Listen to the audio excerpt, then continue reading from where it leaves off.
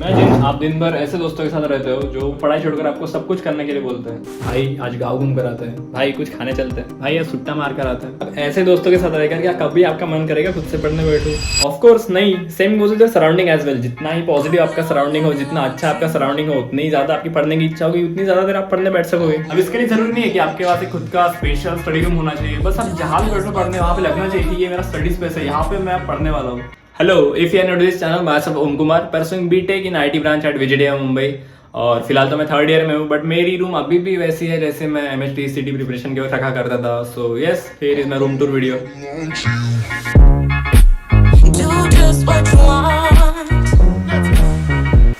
दिखाने के लिए तो बहुत कुछ है मेरे पास रूम में, पर हम स्टार्ट करेंगे सबसे बेसिक और सबसे इंपॉर्टेंट चीज से, जो कि पीरियोडिक टेबल। तो तभी मुझे कुछ 20 रुपए तो MRP है, पर तब मुझे कुछ 10 या 15 रुपए में पड़ा था। And no doubt this is the most worthy investment I have done till now. And अगर आप CET एस्पिरेंट हो या फिर JEE एस्पिरेंट हो या फिर नीट एस्पिरेंट हो, आपके पास ये होना ही चाहिए, और अगर नहीं है तो आज ही लेकर आओ। अब पीरियोडिक टेबल के बाद आता है study table, which is one of the most important thing, क्योंकि स्टडी टेबल जितना कंफर्टेबल रहेगा उतना ही ज्यादा देर आप बैठ सकोगे, पढ़ सकोगे। एंड ओपिनियंस में डिफर, आपकी पढ़ाई ज्यादा अच्छी बेड पर होती होगी, पर मैंने कभी बेड लगवाया नहीं, क्योंकि मैं जब भी बेड पर बैठता था तो नींद आती थी। सो एनीवेज मेरे लिए तो ये बहुत इंपॉर्टेंट था। और एक्चुअली तब मेरे पास यहाँ पे रेड कलर की क्लॉक हुआ करती थी जिसमें अलार्म भी लगता था, इसमें भी लगता है, बट तब मेरे पास डिफरेंट थी। एंड ये मेरा पेन होल्डर था जिसमें मैं सिर्फ यूजर थ्रो वाले पेन से रखता था, कुछ ऐसे वाले। तो तब मैं रफ नोटबुक हो या फेयर नोटबुक हो, मैं बस यूजर थ्रो वाले पेन ही यूज करता था। फिर से ओपिनियंस में डिफर, आपको ट्राईमैक्स वगैरह वो पसंद हो गए, बट मैंने हर जगह यही पेन यूज किया। ये था मेरा मेन बुक शेल्फ, जिसमें क्या कुछ नहीं होता था। मतलब ये साइड में नोटबुक्स हुआ करते थे, ये साइड में टेक्स्ट बुक, और यहाँ पे कुछ फिजिक्स की टेक्स्ट बुक हुआ करती थी मेरे टाइम में, यहाँ पे केमिस्ट्री की और यहाँ पे मैथ्स की। तो यहाँ पे मेरे ओल्ड पेन्स भी हुआ करते थे। और जो घड़ी के बारे में मैंने बताया आपको, रेड कलर वाली क्लॉक, तो ये भी वही है। एंड बहुत कुछ था यहाँ पे, फाइल्स वगैरह और मेरे टेस्ट पेपर। और सबसे इंपॉर्टेंट थिंग इसमें तो मुझे प्रीवियस ईयर पेपर से लगती थी। Now let me be very honest with you, MHTCT crack करने का बेस्ट सोल्यूशन है ज्यादा से ज्यादा प्रीवियस ईयर पेपर सॉल्व करना। And for this I would suggest you to buy this book, जिसमें 2023 में हुए सब 12 शिफ्ट्स के सॉल्व पेपर्स। मैटर नहीं करता आप 11th में हो 12th में हो, ये बुक आपको खरीदनी चाहिए, क्योंकि इसमें डिफिकल्ट से डिफिकल्ट क्वेश्चंस के सॉल्यूशंस वो भी एकदम इजी वे में एक्सप्लेन किए हुए। बस इतना ही नहीं, बुक के स्टार्टिंग में आपको पूरे 12 शिफ्ट्स का एकदम डिटेल एनालिसिस मिलेगा, जिसमें कितने इजी लेवल के क्वेश्चन आए थे, कितने डिफिकल्ट लेवल के, कितने मीडियम लेवल के क्वेश्चंस, एंड कौन से चैप्टर से कितने क्वेश्चंस आए थे, सो दैट आप उसी चैप्टर पे ज्यादा फोकस कर सको। अब अगर आप Amazon, फ्लिपकार्ट या फिर ऑफलाइन स्टोर से खरीदने का ट्राई करते हो ये बुक, तो आपको ये कुछ 340 या 370 तक पड़ेगा। बट वही अगर आप ऑफिशियल वेबसाइट पर जाकर मेरा कोड यूज करोगे तो आपको 10 नहीं, 20 नहीं, 30 नहीं, पूरा 40% ऑफ मिलेगा। So buy now, link in description. तो अब आते हैं मेरी पर्सनल नोट्स की तरफ। So far making compendiums was one of my best decisions, क्योंकि कंपेंडियम क्या होता है कि आप हर चैप्टर से इंपॉर्टेंट फॉर्मूलाज, इंपॉर्टेंट फैक्ट्स या फिर इंपॉर्टेंट पॉइंट जो है, आप 1 या 2 पेजेस में एक पूरा चैप्टर कवर कर लेते हो। सो आप एग्जाम से पहले मतलब एक ही दिन में आप पूरा फिजिक्स या फिर केमिस्ट्री या फिर मैथ्स आप रिवाइज कर सकते हो। मतलब आपको ये अभी पता नहीं चलेगा, पर जब आप मॉक टेस्ट देने जाओ या फिर MHTCT की एग्जाम देने जाओगे, उसके एक दिन पहले जब आपको रिवाइज करना होगा सब, तो तब आपके कंपेंडियम में काम में आएंगे। मैं तो ये रूम मेरे पास 2 साल के लिए नहीं था। मैं तो 11th स्टैंडर्ड में IIT के लिए कोचिंग के लिए नागपुर था।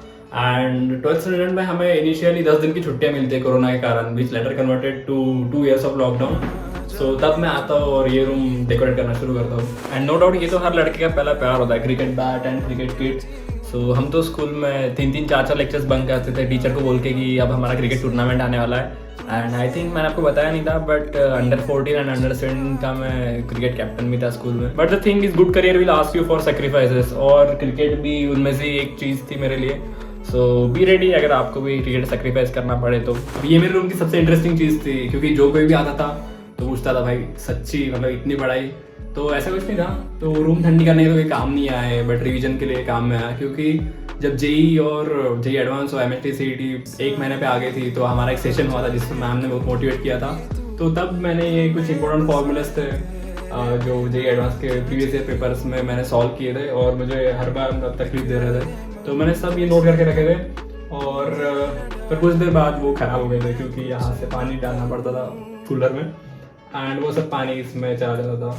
Now this is something which every aspirant should take into consideration, कि इंपॉर्टेंट पॉइंट्स, फैक्ट्स और फॉर्मूला जो है वो एक स्टिकर बना और ऐसी जगह पर लगाओ जहाँ आपकी नजर फ्रिक्वेंटली पड़ती हो, क्योंकि दिखने में तो छोटी चीज़ है बट लॉन्ग टर्म में बहुत हेल्पफुल है। क्योंकि आप ही सोचो, अगर कोई चीज़ अगर आप आपके नज़रों के सामने लगा रहे हो, जो आप सोने से पहले या फिर उठने के बाद डेली देख रहे हो, तो 1 महीने में तो लर्न होनी ही है आपकी। और आपको लग सकता है कि ये वो टाइम कंज्यूमिंग होगा। हाँ मतलब टाइम कंज्यूमिंग तो है, बट इतना भी नहीं। मतलब करना क्या है, बस एक पेपर लेना है, उस पर कुछ लिखना है और बस सेलो टेप से चिपका देना है। अब जैसे हमारे मोबाइल में एक सेपरेट सेक्शन होता है रिसेंट ऐप्स के लिए, तो वैसे ही मेरा ये रिसेंटली व्यूड नोटबुक्स या फिर टेक्स्ट बुक के लिए ये सेक्शन था। मतलब अभी अगर ट्यूशन में हमारे रोटेशन मोशन चल रहा होगा या फिर मैं सॉल्विंग में रोटेशन मोशन कर रहा हूँ, तो मैं यहाँ पे सिर्फ रोटेशन मोशन के नोटबुक्स टेक्स्ट बुक ये सब रखूँगा। एंड या फिर केमिस्ट्री मैथ्स जिसके भी अगर चल रहा होगा, मतलब अभी अगर रोटेशन मोशन हो जाता है तो फिर मैं वो टेक्स्ट बुक नोटबुक सब रिप्लेस कर दूंगा वो वाला नेक्स्ट चैप्टर से, so that they are easily accessible to me. वैसे डेली डायरी लिखना स्टार्ट किया था मैंने 11th स्टैंडर्ड में, जब मुझे बहुत डिफिकल्ट जा रहा था टाइम मैनेज करना। मतलब 6-6 घंटे कोचिंग क्लासेस भी करो, फिर रूम में आने के बाद पढ़ाई भी करो, सॉल्विंग करो। सो तब मुझे एक सीनियर ने सजेस्ट किया था कि तू दिन में जो भी कर रहा है मतलब उसका टाइम टेबल बना ले और डायरी में लिखा कर कि तूने आज किस चीज़ में कितना टाइम इन्वेस्ट किया, सो दैट अगले दिन तू और टाइम सेव कर सकेगा। कहाँ पे टाइम वेस्ट हुआ वो टाइम वेस्ट नहीं करना है अगले दिन। So this is something which every one of you should follow to manage your time efficiently. अब तो मेरी हैबिट बन गई है। पहले मैं बहुत डिटेल में लिखता था, अभी इतना डिटेल में नहीं लिखता हूँ, बट लिखता हूँ कि आज क्या क्या इंपॉर्टेंट हुआ, क्या खराब हुआ। अब 2 साल कंटिन्यू मन लगाकर पढ़ना is not an easy task. So मैं ये कुछ मोटिवेशन के लिए स्टिकर्स वगैरह भी लगाया करता था। अब इसमें से कुछ स्टिकर्स तो ऐसे हैं जिसका कोई सेंस ही नहीं बनता, क्या पता क्यों लगाए थे, बट कुछ ऐसे भी है जिसको मैंने सच में फॉलो किया था। तो ये बहुत डिप्रेसिंग कोट है, क्या पता क्यों लगाया था, ठीक है।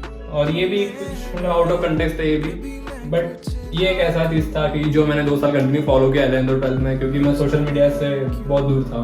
तो मैंने 11th और 12th में व्हाट्सएप भी कभी यूज़ नहीं किया और इंस्टाग्राम भी कभी यूज़ नहीं किया। दिन में मैं बाकी कुछ करूँ या ना करूँ 20 मिनट तो मैं फिजिकल हेल्थ के लिए निकालता ही था। ये वर्कआउट करना वगैरह, डम्बल्स रहते थे और एक ये स्कीपिंग रोप वगैरह जो भी था, ये बहुत कुछ रहा करता था। मतलब फिजिकल हेल्थ ही अच्छी नहीं रहेगी तो कैसे होगा, क्योंकि आपको दिन भर बैठना पड़ता है। अगर आप दिन भर बैठ ही नहीं सकोगे तो पढ़ाई कैसे करोगे।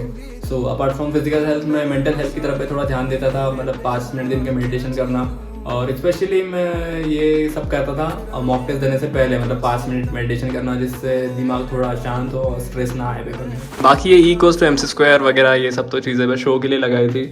वो तब तो मुझे E=MC² का मीनिंग भी नहीं पता था, बट फिर जब मैं 12th में जाकर ये फॉर्मूला का एप्लीकेशन वगैरह सब पता चला। ये बस एक न्यूज़पेपर था पुराना, उससे बनाया था। एंड ये जो OM के ये जो लिखा है वो पेपर से नहीं बनाया था, वो तो एक कोई कोचिंग क्लासेस का पैम्फलेट था, वो फाड़ कर उसका बना लिया था।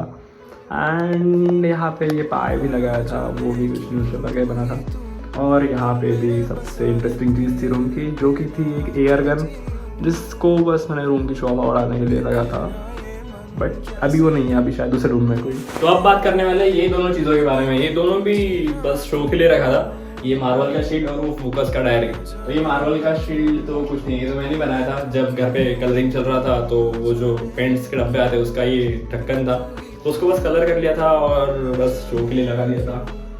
And talking about